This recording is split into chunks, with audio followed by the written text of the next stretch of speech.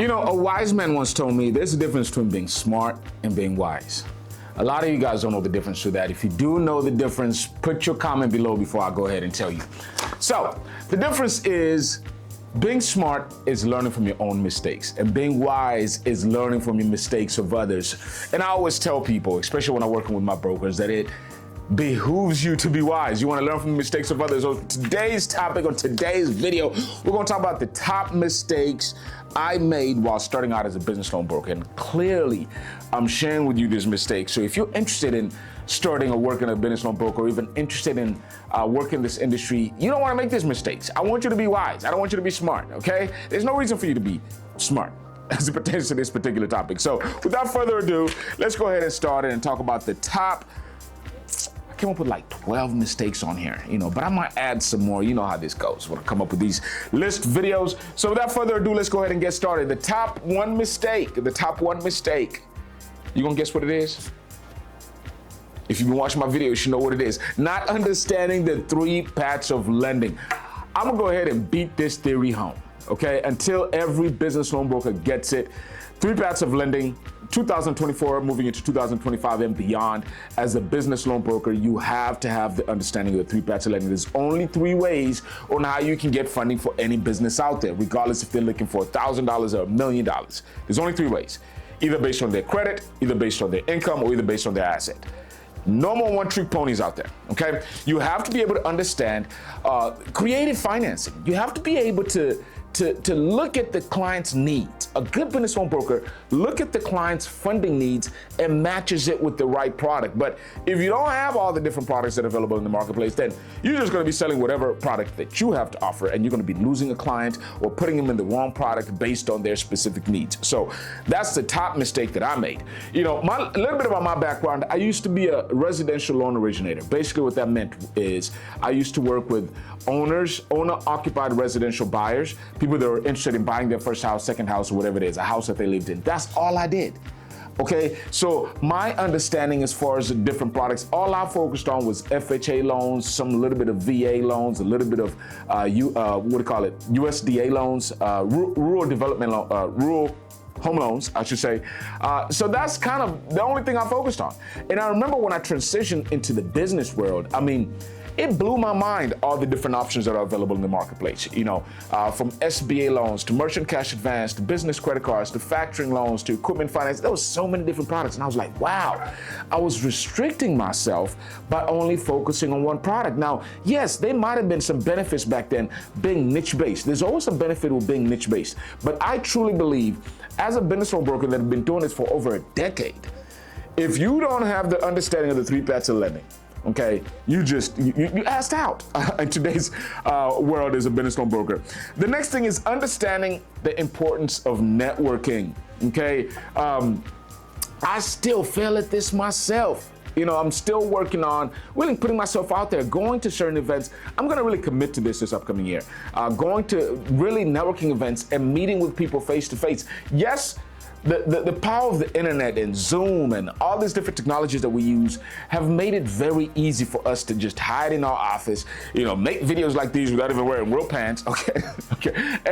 But we have to go out there. We have to shake the right hands.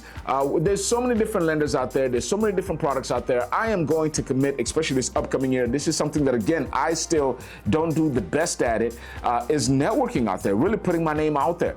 And also on both sides, with going with places where I can meet potential business owners, where business owners are at different networking events. And also places where I can meet different lenders and work with other different brokers, see what other brokers are doing in this community. So that's something that I definitely, I have not been the best at. Some of these things, again, I need to work on myself. So as I was coming up with this list, these are some things that I have to be honest with you, as well as my audience, is some of the things that I need to work on. But understanding the importance of marketing, you have to build the right relationships in this industry. Another thing, the third thing is ignoring the power of marketing. Ignoring the power of marketing. You constantly have to be marketing your business. It's a numbers game in this industry. That's just simply what it is. You have to be constantly talking to a lot of prospects. You have to build your pipeline. You have to have a pipeline of deals. that are coming in. So ignoring marketing, you have to market yourself. Just coming out there and, constant email marketing. There's so many different ways you can market. You can do social media marketing, you can do email marketing, Instagram, you can do TikTok. There's free and also paid marketing that you can tap into. You can go to LinkedIn. I remember I used to just send a bunch of LinkedIn messages every single day. That strategy is kind of outdated. A lot of people are doing that, but this one, LinkedIn was new. But understanding or ignoring the power of marketing is huge.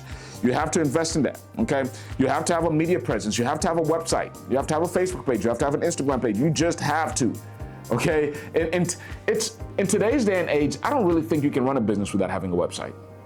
You just can't. It doesn't matter if it's a nonprofit, for-profit, a lawnmower business, whatever it is, you have to have a website. People have to have some physical web presence, some web real estate, if you want to call it, okay?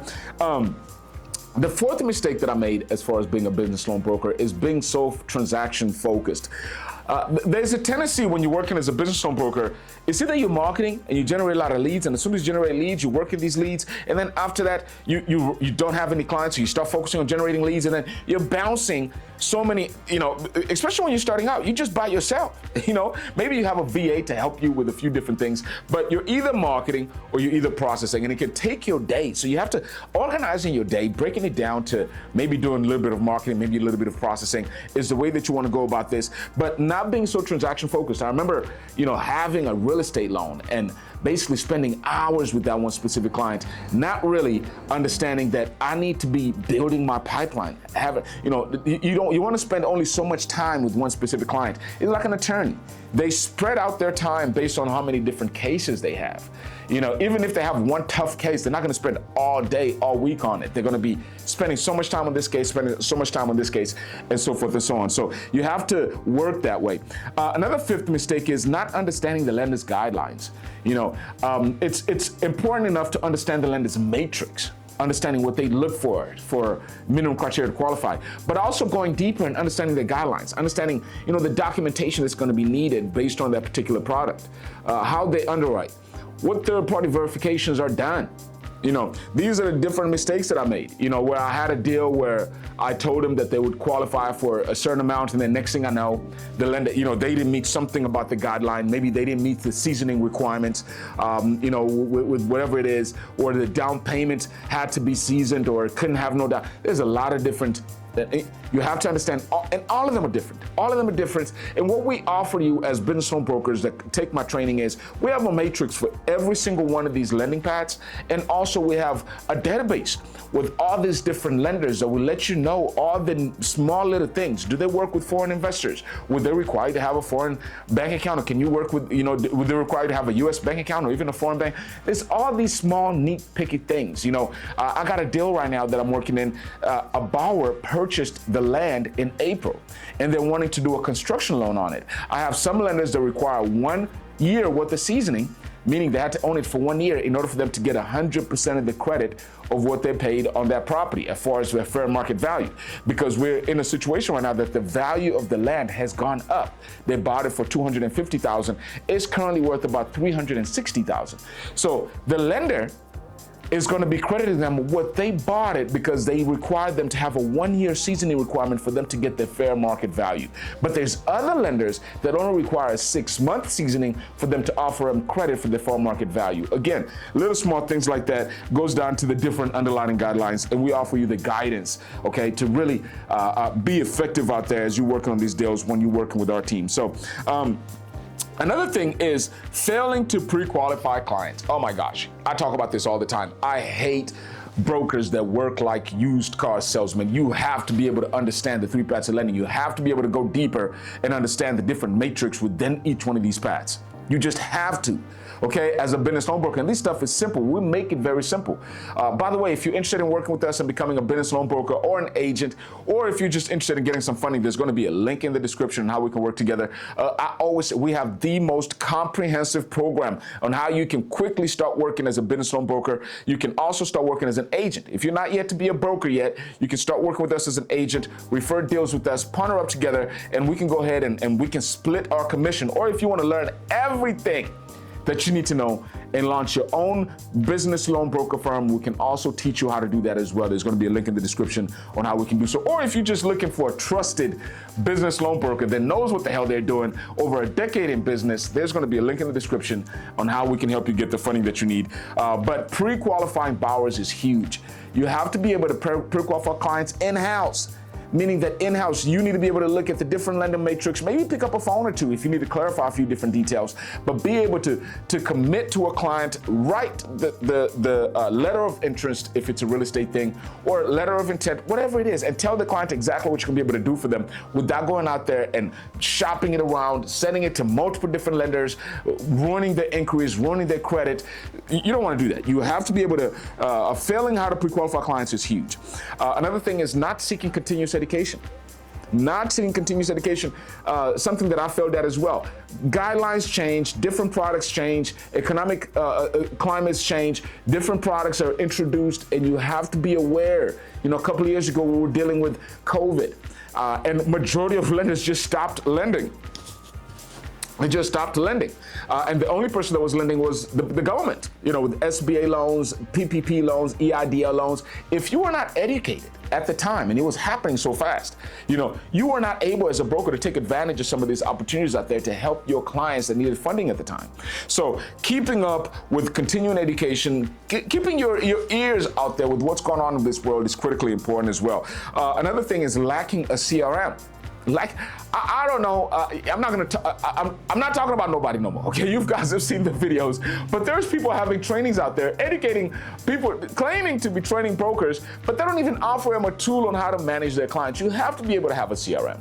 It's 2000, you can get a free CRM out there, okay? You have to be able to have a system on where you can manage your clients, where you can do mass emails, where you can organize the different tasks, where you can be able to invoice your clients, where you just have to, okay? A CRM is critical. A client resource management system is 1,000% critical in order for you to be able to keep up with your clients and manage them correctly. So that's another thing that I want to put out there.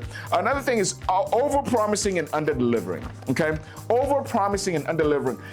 This is just a very bad habit that we need to eliminate here in the business loan industry. And again, it's because people lack the 3 parts of lending understanding. People lack the continuing education. People lack all those things that I just mentioned earlier is what brings this problem as far as over-promising and under-delivering. And I'm not the person that under-promise and over-deliver. I think that you need to be able to set the right expectations with the borrower, you know, but definitely you don't want to over-promise and under-deliver.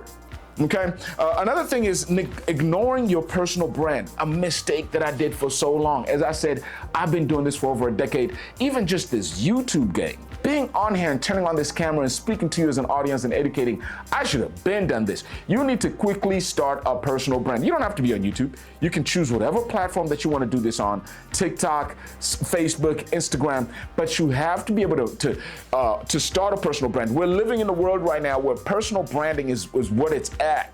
You know, look at the Rock, Dwayne Johnson. Look at what the Kardashians have done with their personal branding. Look at what Kevin Hart has done. Look at what 50 Cent has done with his personal branding. We're moving into a world where even big brands are reaching out to people that have personally branded themselves well in order for them to push the market. And I think it's going to be something that we're going to see as well here in the business loan broker world.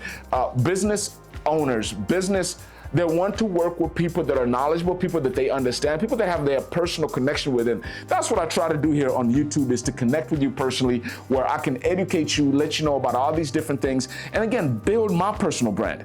Another thing, and lastly, is not delegating enough. You cannot do everything by yourself. Oh my God.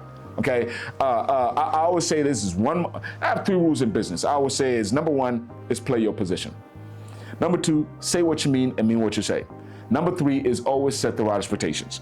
But that rule number 1, play your position, is huge. Now I get it. Initially, as you're getting started, you are going to be wearing a few different hats. It's perfectly understandable, and it happens with every single business. But the point is not delegating early enough, especially in this time where we have the VAs out of the Philippines, where you can hire a VA for less than $3 to $5 an hour. Okay, it is. Once you close your first few deals, given how lucrative this industry is, you need to be able to quickly go ahead and hire a VA, somebody that can at least help you with some of the marketing, some of the automated tasks that you need to do, some of the brief follow-ups, following up on bank statements, some of these things you have to be working with a VA to help you do such things. So that's the list that I want to share with you. I'm gonna kind of summarize it. Number one, mistake is not understanding 3 parts of lending. Number 2, not understanding the importance of networking. Number 3, ignoring the power of marketing. Number 4, being transaction-based focused. You have to build a pipeline. Number 5, not understanding the lender's guidelines. Number 6, failing to pre-qualify your clients. Number 8, not seeking continuous education. Number 9, the lack of a CRM. Number 10, over-promising and under-delivering. Number 11, ignoring your personal branding. Number 12, not delegating early enough. That is the video for today. I hope you appreciate this video, and I'll see you on the next one. Peace out.